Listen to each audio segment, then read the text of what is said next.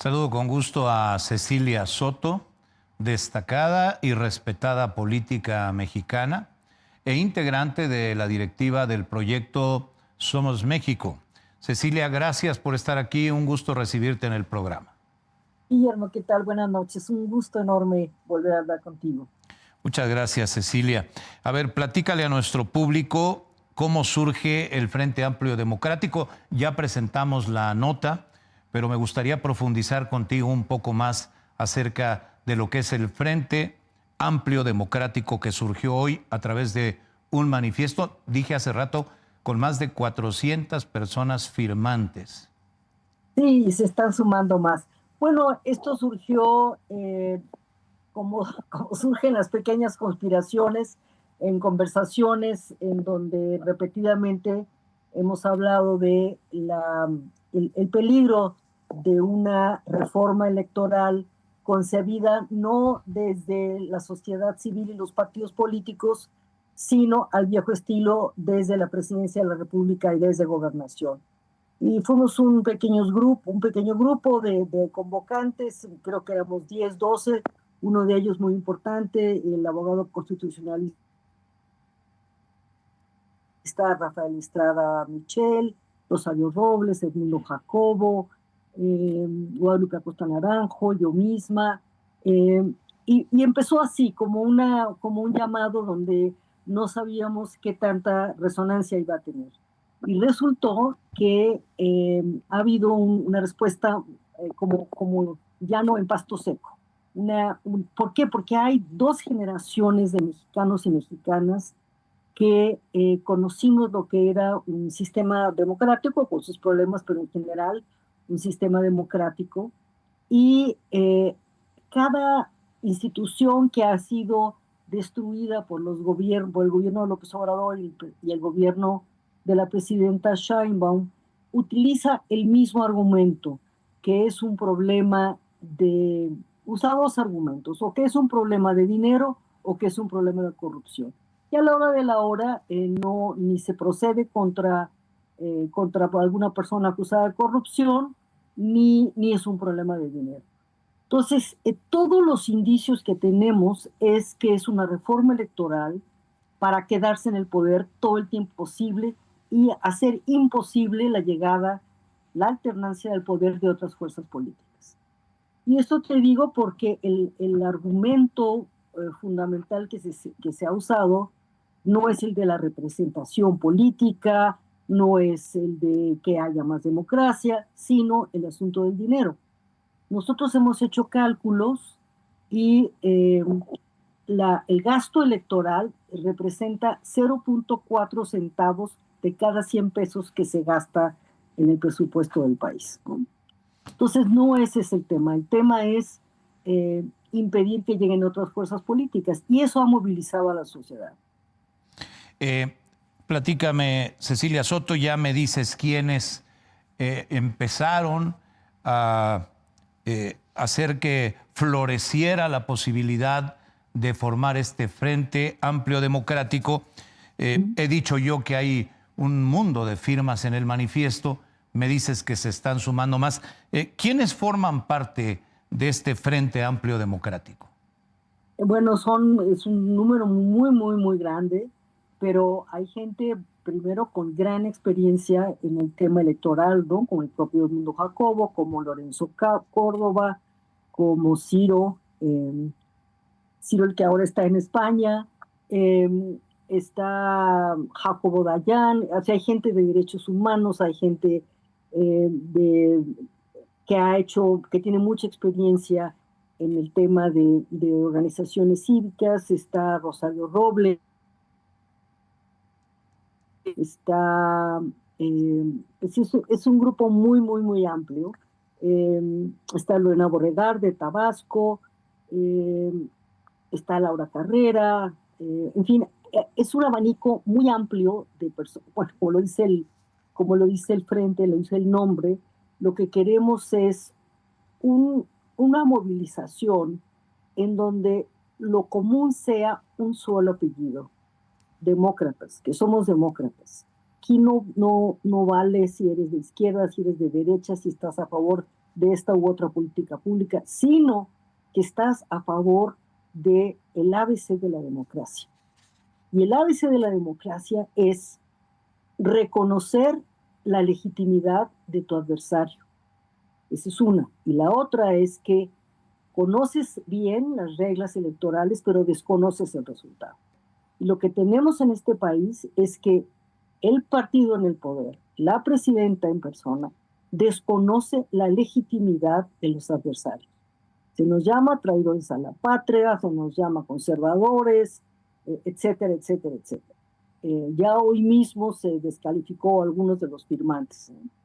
Y en este caso, desconocemos las reglas electorales, pero conocemos el resultado electoral que quiere conseguir el gobierno. Nos parece muy, muy peligroso, porque además otra cosa que siento que nos ha movilizado, Guillermo, es el tema de Venezuela. Tenemos la ventaja los mexicanos y la enorme desventaja los venezolanos de saber por adelantado, nosotros poder ver ya cuál fue el resultado del desmantelamiento de las reglas democráticas de Venezuela, muy parecido a lo que ha hecho el gobierno anterior y este gobierno, es decir, la destrucción de la independencia del poder legislativo, la destrucción del poder judicial. Seguramente sabes, Guillermo, que hay una Corte Suprema en el exilio que vive en Bogotá, en Colombia. La destrucción, decir, de cualquier mecanismo de contrapeso contra el gobierno de Chávez y de Maduro. Pues ya sabemos en qué termina eso. Tenemos esa ventaja, no hay duda, no hay incertidumbre. Y por eso, con lo sucedido recientemente en Venezuela, mucha gente se movilizó. Y correctamente, sin que fuera idea nuestra, ha dicho la ley Maduro, ¿no? La reforma Maduro, porque esto es lo que sería. Sí, así la han denominado a la reforma electoral que presentará el gobierno. Ya la presidenta dijo hoy que lo va a hacer sí o sí durante el mes de febrero. Y aunque no se conoce a plenitud el contenido total de la reforma, ya tenemos claros indicios de por dónde quiere ir y tú lo has descrito a la perfección. Hablamos de personas firmantes, pero te quiero preguntar, Cecilia Soto, si hay organizaciones de la sociedad civil involucradas. Tú misma has pertenecido al Frente Cívico Nacional, tú misma eres parte de la directiva del proyecto Somos México. Por eso te pregunto si hay organizaciones de la sociedad civil involucradas en el Frente Amplio Democrático o con deseos de participar en él. A ver, en este arranque, los que formamos parte de organizaciones firmamos como personas, individualmente, pero en una segunda etapa que va a empezar ya, vamos a sumar organizaciones, muchísimas organizaciones. Digo, de hecho, como viste tú, por ejemplo, están representantes del Instituto de Estudios para la Transición Democrática, mucha gente de derechos humanos, y vamos a sumar todas las organizaciones posibles. Y entonces, fíjate, hay una pregunta. La pregunta es, ¿pero para qué hacen esto? Si, como se ha demostrado en otras reformas, el gobierno tiene todas las fichas, tiene una mayoría constitucional que se robó, pero la tiene, no va a servir de nada lo que hagan. Yo creo que sí va a servir. Yo creo que el espacio de maniobra del gobierno se ha venido cerrando. Se ha venido cerrando porque se acercan las elecciones dentro de un año y unos cuantos meses. Hay un desgaste claro que se nota en cómo se reprueba al gobierno de la presidenta, en los diferentes renglones de cómo se gobierna. Entonces, primero, hay un interés de no perder votos. Segundo, están las negociaciones del TEMEC. Y en las negociaciones del TEMEC, entre los requisitos del TEMEC, está el tema de la democracia, ¿no? Entonces, ya ha habido cartas de representantes norteamericanos y de abogados norteamericanos sobre el impacto de la reforma judicial, de la contrarreforma judicial. Entonces, en ese sentido, es cierto que tienen esas fichas mayoritarias, pero tienen un espacio de maniobra cada vez más acotado, porque internacionalmente inmediatamente son exhibidos como antidemócratas. O sea, México está en la lista de gobiernos democráticos, ya está en la lista de gobiernos autoritarios, y eso es un punto menos en las negociaciones del tema. Sí, sin lugar a dudas. Hay que mencionar además lo que parece ser ya una pugna hacia el interior de Morena. El caso de Adán Augusto López es quizá el capítulo más reciente y más notorio. Pugna que podría irse acrecentando conforme se acerque el proceso electoral, en donde, aunque Morena es un solo partido, los intereses políticos y de otra índole son diversos. No sé qué opinas tú, Cecilia Soto. Es una pregunta muy interesante, ¿no? Primero porque Adán Augusto representa uno de los puntos más neurálgicos del tema de la relación con los Estados Unidos, porque el ejército mexicano, la inteligencia militar, fue el que lo denunció primero desde 2022, y luego nuevamente en 2025 denunció a Hernán Requena, como que era jefe de seguridad del primer gobierno de Adán Augusto, y que es el jefe de una organización criminal, la Barredora, asociada al cártel Jalisco Nueva Generación. Entonces, cae de la titularidad de la fracción parlamentaria, pero no recibe castigo. No recibe castigo a Adán Augusto. Entonces, eso es un tema de enorme desgaste y enorme presión desde los Estados Unidos. Segundo, y este es otro aspecto que me parece importante, Guillermo, como tú sabes, el Partido Verde y el Partido se han resistido a la reforma electoral. Y se han resistido porque si se les quita presupuesto, se les quita plurinominales, pues entonces se disminuye su importancia. Por ejemplo, el Partido del Trabajo, al que yo le tengo mucho cariño, por cierto, no ganó un solo distrito, pero tiene decenas de representantes en la Cámara plurinominales. Pero hay otro síntoma que te muestra esto que tú describes como una pugna, y es el hecho de que Morena está impulsando el registro de las 4 organizaciones que probablemente satisfagamos todos los requisitos para lograr el registro electoral. 3 están asociados a Morena. Pues, ¿por qué hace esto Morena? Bueno, pues porque no quiere disminuir el poder de chantaje del Partido Verde y del Partido del Trabajo. ¿Por qué? Bueno, porque ya representan un problema, ¿no? Representan un problema porque le quitan la mayoría constitucional, en caso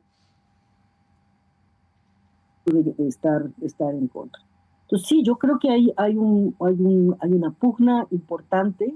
La presidenta todavía tiene un gabinete mayoritariamente López Obradorista, ella tiene pocas piezas, tiene poco control del partido, y en ese sentido una reforma electoral que ponga en peligro o sea, que exhiba este afán autoritario del gobierno, yo creo que es una cuestión muy desgastante.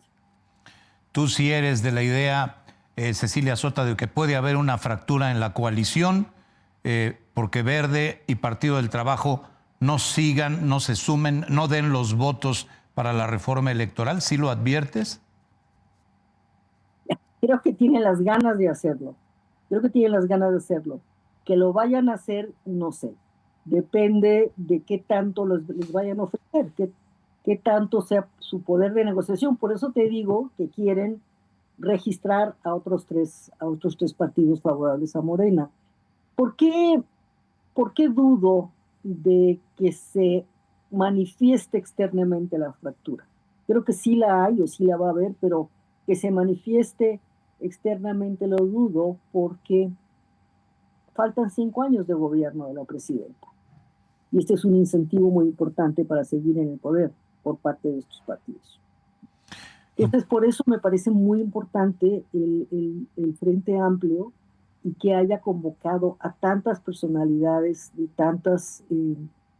tantos diferentes espectros de la sociedad mexicana, porque esto significa un desgaste, una exhibición para el gobierno y una capacidad de frenar los peores aspectos de la reforma electoral.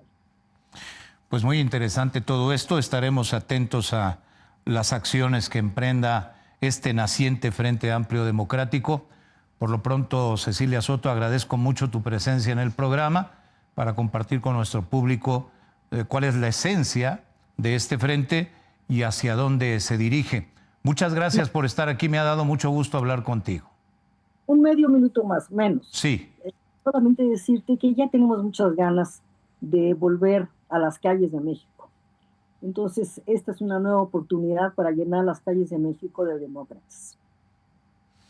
Bien, pues ahí queda este llamado y este testimonio. Nuevamente, gracias, Cecilia Soto. Muchas gracias. Muy buenas noches. Hasta luego.